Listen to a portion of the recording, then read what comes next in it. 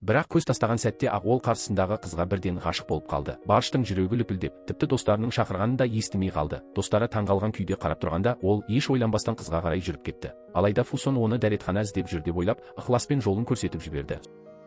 Соған қарамастан, Барш оның көзінен бір сәтке де айырылмады. Үстеліне қайта оралған соң, ол қызбен қайта қалай тілдесем екен деп ойлап отырғанда, Фусон кенеттен абыржулы күйде оның үстеліне келіп отырды. Жұрт не болғанын түсінбей тұрған сәтте, бір егде жастағы кісі келіп, оған қатаң үнмен неге мұнда отырғанын сұрады. Сөйтсе ол Фусонның әкесі екен. Фусон отбасыға көмектесу үшін әкесінен жасырып, осында жартылай жұмыс істеп жүрген болып шықты. Күтпеген жерден әкесіне тап болып қалған еді. Жағдай ушығатын сәтте, Барш мүмкіндік тауып, Фусонның әкесіне жақындап, бүгін олардың сыныптастар кездесуі екенін айтып, жағдайды жұмсартып жіберді. Фусон алғыс айтып үлгермей жатып, әкесі оны алып кетіп қалды. Олардың кетіп бара жатқан бейнесіне қарап тұрған Барштың көзінде қуаныш пен шаттық сезімі көрініп тұрды. Тіпті жұмысқа бара жатқан жолда да Барш күндізгі әңгімені қайта-қайта есіне алып отырды. Оның жарқыраған көздерін ойласа болды. Көңілі ерекше көтеріліп, бүкіл әлемі жарқырап кеткендей күй кешті. Барабандардан шыққан дыбыс та қуанышқа толы болып, бұл сезімді баршаға жеткізгісі келгендей еді. Ол Фусонмен келесі кездесуді асыға күтті. Алайда келесі күні кафеға қайта келгенде Фусонды көрмеді. Қанша сұраса да, қызметкер Фусонның жұмыстан шығып кеткенін ғана айтты. Жалғыз мәлімет, оның вокзал маңындағы университетте оқитыны еді. Барш көп ұзамай сол университетті тауып алды. Бірақ кампустың барлық жерін араласа да, Фусонды таба алмады. Студенттер қызметіне жүгінгісі келді. Алайда қанша өтінсе де, қызметкерлер одан бас тартты. Амалсыздан ол кезіккен адамның бәрінен сұрай бастады. Бірақ ешкім танымайтынын айтты. Осындай үлкен университетте бір адамды табу теңізден ине іздегенмен бірдей еді. Соңында ол дүрбі сатып алып, шатырға да шықты. Бірақ бірнеше күн бойы іздесе де, күткен бейнені таба алмады. Кетпек болып тұрған сәтінде, ол Фусонмен дәліздің бұрышында жанап өте шыққанын өзі де байқамады. Дәл сол кезде оны енді ешқашан көрмеймін деп ойлаған еді. Кенет екеуі бір автобуста қатар отырып қалды. Фусон да оны бірден танып, қуана сәлемдесті. Бұл жолы Барш бұрынғыдай қатты толқымай, еркін әрі сенімді сөйлесті. Күн сәулесіндей жарқын, сымбатты Баршты көргенде, Фусонның да көңілі көтеріліп, еріксіз жымиып қалды. Екеуі әңгімеге беріліп отырғанда, кенеттен келген қоңырау олардың сөзін бөлді. Телефонды көтерген соң, Фусонның қабағы бірден түйіліп кетті. Себебі оның дипломдық жұмысына қажет бір кітаптың деректері керек еді. Алайда ол кітапты еш жерден таба алмай жүрген болатын. Жақсы сәттер тез өтеді ғой. Көп ұзамай Фусон өз аялдамасында түсіп қалды. Барш қуанышқа толы күйде үйіне келіп, әкесінің құйып тұрған сусынын алып қойып, тоңазытқыштағы сақтап жүрген жақсы шарапты шығарып, өзім ғашық болдым деп жариялады. Ұлының махаббат тапқанына ата-анасы да шын қуанды. Келесі күні таңертең Барш қайтадан университетке келіп, Фусонды кофе ішуге шақырды. Алайда Фусон дипломдық жұмысынан басын көтере алмай, сөйлесуге де уақыты болмады. Тек Барш өзі іздеп жүрген кітапты көрсеткенде ғана тоқтады. Бұл кітап оны бірден келіседі деп ойлаған еді. Бірақ Барш тағы да сөз бастайын дегенде, Фусонды досы шақырып алып кетті. Бұл жолы армандаған қызымен кездесе алмаса да, Барш көңілін түсірмеді. Керісінше баладай қуанып жүрді. Осыдан кейінгі күндері Барш үнемі Фусонның әлеуметтік желілерін қарап шығатын. Тек оның жаңалықтарын көру үшін ғана. Сол жазбалардан Фусонның өте бос екенін білді. Сондықтан арнайы барып оған кофе сатып әкелді. Осылайша арадағы қашықтықты жақындата аламын деп ойлады. Алайда бәрі ол ойлағандай болмады. Фусон оның әрекеттерінен сезімін бірден аңғарып, өте нық әрі шынайы түрде, біздің арамызда ешқашан ештеңе болмайды деп айтты. Фусонның жүзіндегі тым салмақты кейіпті көрген Барш еш артық сөз айтпастан, орнынан тұрып, кете барды. Фусонның мұндай суық көзқарас танытуының себебі бар еді. Ол табысы төмен отбасында өскен. Анасы денсаулығына байланысты ұзақ жылдар бойы төсек тартып жатқан. Ал әпкесі бір ер адамға алданып, рухани күйзеліске түскен. Сондықтан әкесі бар үмітін Фусонға артқан. Оның жақсы оқып, жоғары білім алып, болашақта тұрақты әрі жақсы жұмыс табуын қалаған. Сол арқылы анасына көмектесе алатын жағдайға жетсе деген. Осы себепті Фусон әкесінің өсиетін әрдайым берік ұстанып, оқу жағынан үнемі үздіктердің қатарында болды. Әсіресе бітіруге жақын қалған шақта махаббат оқуына кедергі келтірмесе екен деп ойлады.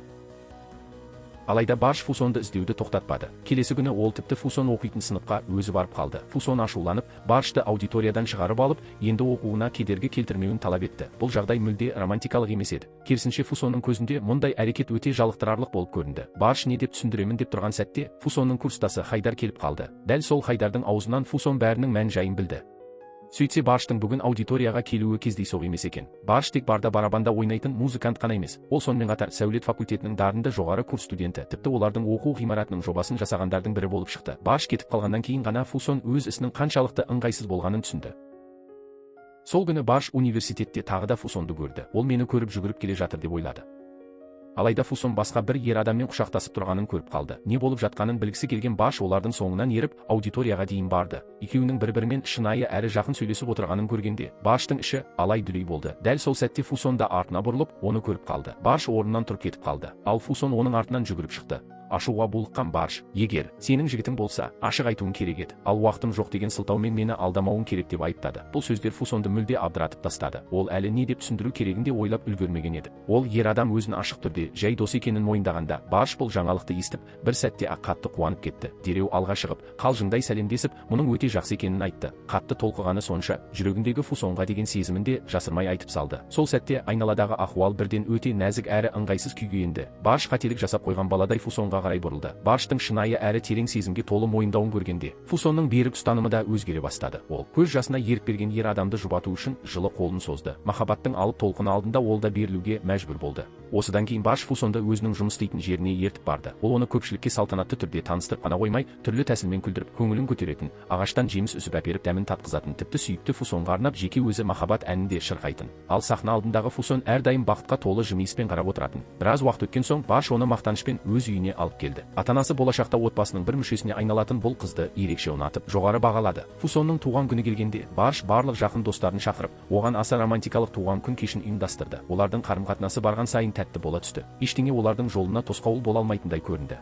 Алайда екеуінің де әлі студент екенін ұмытып кеткен еді. Фусон бала кезінен кешікпей үйге қайтатын тәртіпті қыз болатын. Соңғы кездері болса түн ортасында үйге келетін болған. Сол күні ашуға булыққан әкесі ішіндегі ренішін бүкіл отбасыға төкті. Дәл сол сәтте маса күйдегі Фусон үйге кіріп келді. Әкесі оны сыртта бейберекет жүруге болмайтынын айтып қатты зекіді. Ал Фусонның жауабы әкесінің көңілін одан әрі түсірді. Бұл уақытта Барш та жетекшісінен қатаң сын естіді. Соңғы кездері махаббаттың қуанышына беріліп кеткендіктен, оған тапсырылған оқу жобасын ұмытып кеткен еді. Соның салдарынан жобаның барысы қатты кешеуілдеді. Жетекші оған барлық тапсырманы 3 күннің ішінде аяқтауды қатаң талап етті. Дәл осы уақытта Фусонның да белгіленген мерзімде тапсыруы тиіс сауалнамасы бар еді. Егер ол сауалнаманы уақытында тапсырмаса, шәкіртақы алу мүмкіндігінен айырылатын болатын. Алайда 100-ден астам деректі жинап толтыру қажет болғандықтан ол қатты абдырап қалды. Көз жасына ерік берген Фусон Барштан көмек сұрады. Бар болғаны 3 күнде бәрін бітіріп үлгеру мүмкін емес сияқты көрінді. Егер шәкіртақыдан айырылса, әкесінің бетіне қалай қарайтынын білмеді. Әлі уақыт бар екенін білген Барш оны уайымдамауға шақырды. Сөйтіп алдағы күндері олар бар ынта-жігерімен әр үйдің есігін қағып шықты. Барштың адамдармен тіл табысу қабілеті тағы да толық көрініс тапты. 100-деген сауалнама біртіндеп азая бастады. Нәтижесінде олар небәрі 2 күннің ішінде тапсырманы алғаш рет толық аяқтады. Дәл осы 2 күндік тығыз араласу Фусонға Барштың өмірін сеніп тапсыруға лайық жан екенін терең сезіндірді. Фусон толқып тұрып Баршқа алғысын айтып жатқан сәтте, оның қолындағы татуировка Барштың назарын аударды. Көп ұзамай екеуі бірге тату салонға барды. Олар симметриялы жұптық татуировка салдырмақ болды. Алайда ине теріге тиген сәтте Фусон шыдай алмай қатты айқайлап жіберді. Барш оның ауырсынғанын көріп, тоқтатқысы келді. Бірақ Фусон қалай болғанда да соңына дейін аяқтайтынын айтты. Сүйіктісінің қиналғанын көре алмаған Барш есік жаққа барып, назарын басқаға аударуға тырысты. Көшеде тұрса да, ол іштен шыққан жан айқайын анық естіп тұрды. Енді шыдай алмаған Барш бір сәтте Фусонды қолынан ұстап, тату салоннан алып шығып кетті. Фусонның титтей ғана ауырсынуының өзі Барштың жүрегінде бірнеше есе ұлғайып сезілетін. Бірақ дәл осы шексіз махаббат олардың махаббатын азақ қалғанда құртып жаздады. Көп ұзамай Барш оқуын сәтті аяқтап, дипломын алды. Достары тіпті қуаныштан тортты оның бетіне жағып жіберді. Осы кезде жетекшісі оған, болашақ мансабыңа махаббаттың кесірі тимесін деп ескертті. Сол сәтте ғана Фусон өз кесірінен Барштың оқуын бітіре алмай қала жаздағанын түсінді. Сол кеште қатты толқыған Фусон Баршпен қайта табысып, махаббатқа тағы да бой ұрды. Бәрі енді жақсы болады деп ойлаған. Алайда келесі күні Фусон жеткілікті ұйықтасын деген ниетпен Барш оның телефондағы оятқышын өшіріп тастады. Бірақ осының кесірінен Фусон университетке баратын қайықтан қалып қойды. Егер ол алдағы сұхбатқа үлгермесе, шәкіртақыдан айырылатыны анық еді. Бұл жағдай олардың өміріндегі алғашқы үлкен жанжалға себеп болды. Университетке түскен алғашқы күннен бастап Фусон шәкіртақы алу үшін бар күшін салып жүрген. Оған қоса әкесінің үлкен үміті мен қысымы Фусонға бір сәтте қателесуге мүмкіндік бермейтін. Ал Барш оның қаншалықты қиын жағдайда жүргенін мүлде түсінбеді. Ашуға булыққан Фусон ауыр сөздер айтып салды. Бұл сөздер өткір пышақтай Барштың жүрегіне қадалды. Сол күннен кейін Барш шексіз күйзеліске түсті. Күн сайын өзін бөлмеге қамап, сезімін шығару үшін аспаптарды тоқтаусыз ұратын болды. Фусон қоңырау шалып жатса да Барш тұтқаны көтермейтін. Ол Фусонның сөзіне ренжігенінен емес, керісінше оятқышты өшіріп қойған үшін өзін кінәлі сезінетін. Сүйікті әйелін неге бақытты ете алмағанын ойлап, өзін жегідей жейтін. Анасы түн ортасында естілген ретсіз барабан дыбысын естіп тексермек болды. Бірақ Баршты одан әрі мазалап қоямын деп қорқып, күйеуін оятпақ болды. Алайда әкесі бұл іске араласпау керек деп шешті. Қатты қажыған кездері Барш барға барып, шімдікпен уайымын басатын. Бір күні ол бір қыздың біреулердің қорлығына ұшырап жатқанын көріп, оны Фусонмен шатастырып алды да, ойланбастан алға шығып, әлгі адамды бір ұрып жерге құлатты.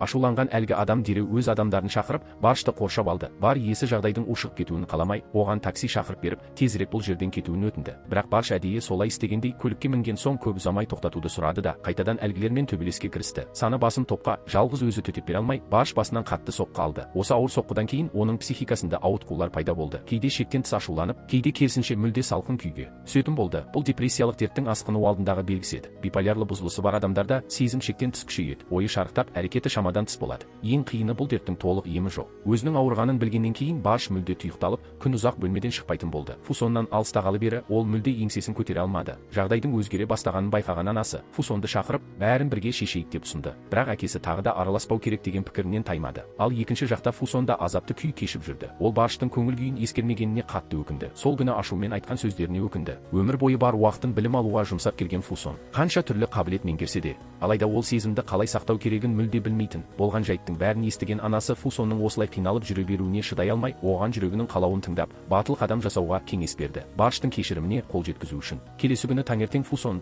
жалғыз өзі тату салонға барып, өткен жолы аяқталмай қалған жұптық татуировканы ауырсынса да соңына дейін салдырды. Кейін батылданып Баршты іздеуге бел буды. Бірақ көлікке отыра салысымен анасының қайтыс болғаны туралы суық хабар алды. Анасының қазасы Фусонды қатты күйзелтті. Сол сәтте ол жанында Барштың болғанын жан-тәнімен қалады. Фусонның бұл күйін көрген достары оған жандары ашып, Баршқа барып, Фусонның анасы қайтыс болғанын жеткізді. Фусонды жалғыз қалдыруға дәті бармаған Барш бұл хабарды ести сала бірден оның жанына жетті. Бір-бірін құшақтаған сол сәтте ақ олар, болашақта не болса да, енді ешқашан айырылыспаймыз деп серттесті. Барш биполярлы дерттің азабын тартса да, Фусонды алаңдатпау үшін ауруын жасырып, күн сайын оны үнсіз қорғауды таңдады. Ол Фусонның бітіру салтанатына күлімсіреп қатысып, оған ең шынайы тілегін арнады. Жылы әрі терең сүйіспеншілікке толы бір сүйістен кейін, олардың қарым-қатынасы одан әрі нығая түсті. Сол күні Барш Фусонды екеуіне таныс саябаққа алып келіп, оның басына аппақ гүл шоғын кигізді. Мен сенің өміріңнің бір бөлшегі болғым келеді деген сөзден кейін, кенет музыка ойнап қоя берді. Адамдар екеуінің айналасында ән айтып, би билеп кетті. Түрлі ленталар олардың үстінен қалықтап, алмұрт гүлдері аспаннан жауғандай әсер қалдырды. Фусон қуаныштан не істерін білмей қалды. Музыка тоқтаған сәтте, сен маған тұрмысқа шығуға келісесің бе деген жазуы бар үлкен баннер жайылып шықты. Осылайша Барштың ұзақ ойластырған ұсынысы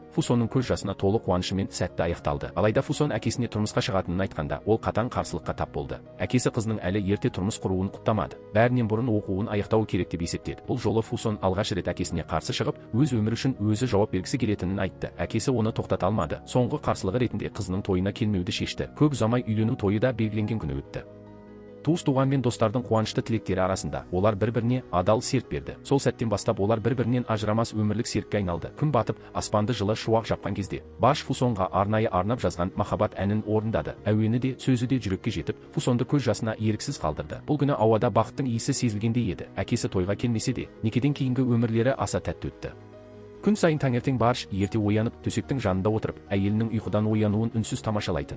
Бірақ сол сәттерде Барш өзінің денсаулығы күннен күнге нашарлап бара жатқанын білмеді. Бір күні олар шатырда тұрған гүл құмырасы жөнінде пікір таластырды. Фусон өзін агроинженердің қызы ретінде қателесуге болмайды деп есептеп, өз ойын беріп қорғады. Сөзін аяқтаған сәтте оның жүрегін терең мұң басып кетті. Себебі ол әкесінің қалауын емес, өз жүрегін тыңдап, Баршпен өмір қосуды таңдаған еді.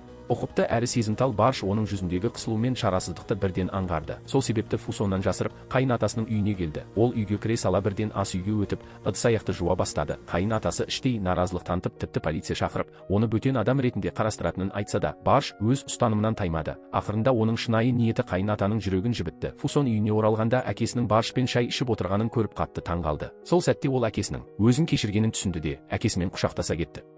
Барштың ерекше тартымдылығы кез келген адамды баурап ала алса да, ол өзін құтқара алмады. Күн сайын дәрі ішіп жүргенімен, ауруы білдірмей-ақ біртіндеп асқына берді. Бір күні компаниядағы инвесторлар жиналысында клиент Барш ұсынған бағаға сәл ғана қарсы болған үшін, ол кенеттен ашуға булығып, жұрттың көзінше ауыр сөздер айтып, ашуланып кетіп қалды. Сабасына сәл түскен соң, жаңағы әрекет үшін өзін қатты кінәлап, өкінді. Сол сәттегі күйін көріп, өзі-өзіне бейтаныс адамдай сезінді. Ол үйіне қайтып, тынығып көңілін баспақ болды. Бірақ шатырға шыққанда тордың ішінде өліп жатқан құсты көрді. Бұл көрініс оның ішкі кінә сезімін одан сайын күшейтті. Таңертең Фусон құсты оған аманаттаған еді. Алайда өзінің салғырттығынан құсаптап күннің астында қаза тапты. Барлық жағымсыз сезім осы сәтте лап қойды. Ол айналасындағы заттарды ашумен сындыра бастады. Өзі осындай ұсақ істі де дұрыс атқара алмаса, сүйікті жарын қалай қорғай алады? Хайдар оның мінезі қатты өзгергенін көріп, ауруханаға барып тексерілуін ақылмен ұсынды. Алайда Барш оны аяусыз ұрып тастады. Жерге құлап, аузы қанға толған Хайдарды көргенде, Барштың жүрегін қайтадан шексіз өкініш жайлады. Ол артынан қуып барып, өзін ақтауға тырысты. Кешірім сұрау үшін өзінің биполярлық дертке шалдыққанын мойындауға мәжбүр болды. Бұл Хайдарды қатты таңғалдырды. Ол мұны Фусон білуі керек деп санады. Бірақ Барш Хайдардан өтініп, Фусонға айтпауын сұрады. Себебі оның уайымдауын қаламады. Ауруы күннен күнге асқынып, Барш бұрынғы қалпына келе алмады. Дәрілердің жанама әсері оны барған сайын тұйық етті. Мұны Фусон басқа біреумен көңіл қосып жүр деп түсінді де бетпе-бет сұрақ қойды. Бірақ Барш үнсіз қалуды таңдады. Сүйікті жарының алаңдап, қайғыруын қаламаған Барш дәрі-дәрмекпен емдеуден бас тартуға шешім қабылдады. Хайдар бұл шешімге қатты күмәнмен қарады. Барш Фусонды көзінің қарашығындай қорғап, оның титтей де ауырсынуын қаламады. Сондықтан оның азап шеккеніне төзе алмады. Осы күні Барш Фусонды серуенге алып шығуды ұйғарды. Бұл өзі өте романтикалық сәт болуы керек еді. Алайда ол өз-өзін ұстай алмай, газды қайта-қайта баса берді. Мотоцикл садақтан атылған жебедей зымырап, кенеттен қатты жылдамдық алды. Туннель ішіндегі көліктер легін мүлде елемеді. Артта отырған Фусон тоқта деп қайта-қайта айтқанымен, ол сәтте Барш тек жылдамдықпен адреналиннен ләззат алғысы келді. Тек алда жол біткенде ғана мотоциклді тоқтатты. Фусон дірілдеп көліктен түсе сала жерге отыра кетті. Барш жұбайының көзінен тұнған қорқынышты көріп, жаңа ғана тағы да өзін жоғалтып алғанын түсінді.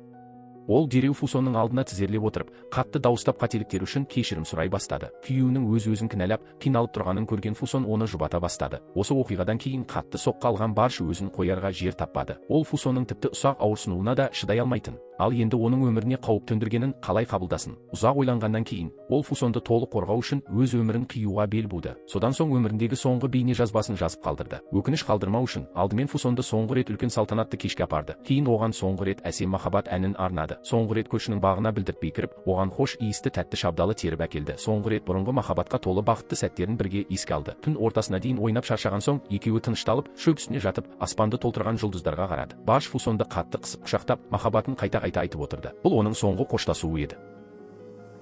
Әйелі, достарымен сапарға кеткен сәтті пайдаланып, Барш жалғыз өзі теңіз жағасына барды. Сары ақ түсті хош иісті гүлді үзіп тұрып, ол Фусон секілді сұлу екенін ойлады. Сондықтан Барш оны қорғау үшін өлуге де дайын еді.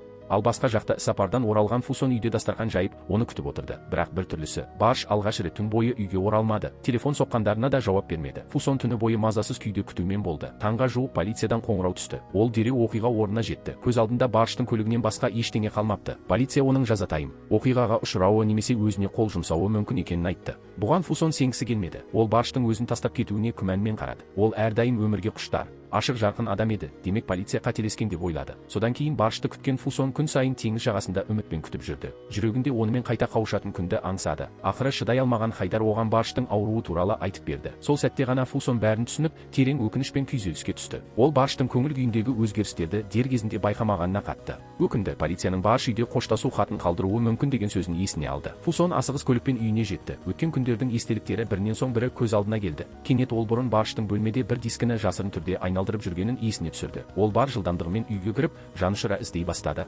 Ақыры бір тартпаның ішінен сол дискіні тапты. Оның үстінде менің сүйікті Фусонға деп жазылған еді. Ол қалтырап тұрып бейнежазбаны қосты. Экраннан таныс жүзді көргенде, Фусонның әлемі қирап түскендей болды. Көз жасын тоқтата алмады. Бейнежазбада Барш қайта-қайта оны бұл дүниеден де артық сүйетінін айтып отырды.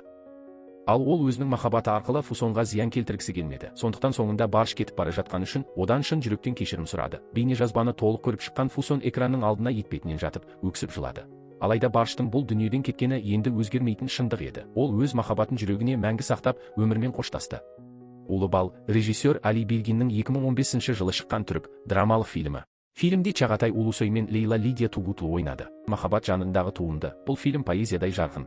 Алайда іштей уға толы махаббат арқылы адам жанының ең әлсіз тұстарын ашып көрсетеді. Басты кейіпкер Барштың Фусонға бір сәттік көз тастауы біздің өміріміздегі жолай кездесіп өтетін жүрек толқуларын еске салады. Сондай әдемі әрі жүректі дір еткізерлік, бірақ бір мезетте тұншықтырарлық өкінішке толы. Барш пен Фусонның махаббаты шектен тыс таза, тіпті қатыгездікке жақын тұзақ іспетті. Өзінде дерт бар екенін білген соң, Барш сүйіктісін қорғаудың ең ауыр жолын таңдады. Ол қолдан жасалған жазатайым өлімді ұйымдастырып, Фусонның өзін әлі де сүйікті сезініп, өмір сүруін қалады. Бұл өзін өзі құрбан етуге негізделген махаббат көрерменнің жүрегін бір мезетте жаралап та таңғалдырды. Ол Фусонды өзінен де артық жақсы көрді. Тіпті сол үшін өмірімен қоштасудан да тайынбады. Алайда фильм тек қана махаббат трагедиясы емес, ол қоғамның сырттай тыныш көрінетін қабатын сылып тастап, психикалық аурулардың қалай таңбаланып, түсінбеушілікке ұшырайтынын ашық көрсетеді. Барштың дерті, қоғамның салқын қандылығының көрінісі, ол қате түсіндіріліп, жалғыз қалған сәттерде Фусонның сеніммен жанында болуы оның жалғыз жарығына айналды. Ақырында Барш сол жарықты қорғау үшін өлімді таңдады. Бұл адам баласының тығырықтағы арпалысы мен қадір қасиетін айқын көрсетеді. Фильмнің соңы үйреншікті, бақытты аяқталумен бітпейді, бірақ ол бізге әлдеқайда терең ой салады. Өмірдегі ең қымбат нәрсе мәңгі қалмайтынын біле тұра, жүрекке із қалдыратын сәттер болуы мүмкін. Барш пен Фусонның кездесуі, айырылуы және қайта қауышуы түнгі аспанды тілген метеордай, қысқа болса да көз тартарлық. Бұл бізге махаббаттың иемдену емес, құрбандық екенін еске салады. Өмірдің мәні азаптан қашуда емес, керісінше күйреудің ортасында тұрып та жақсылыққа сенуді таңдауда. Фильмдегі астарлы ой секілді, улы бал, тәттілік пен өлімнің тоғысы. Бұл түрік фильмі шектен тыс романтиканы шынайы өмірдің өткір пышағымен қаптаған. Ол бізді ойлануға мәжбүрлейді, әрі махаббат пен ауырсынудың шекарасында өмірдің салмағын қайта бағалауды үйретеді. Бәлкім көрермендердің айтқаны рас шығар. Біз фильмдегі махаббат үшін емес, өзіміздің бар жүрегімізбен сүюге батылымыз жетпейтін әлсіздігіміз үшін жылаймыз. Егер тағдыры улы тәуекел болса, Барш секілді сүйген жан үшін бүкіл өміріңді жарақатқа толтырсаң да ең тәтті естелікті қалдыра білейік.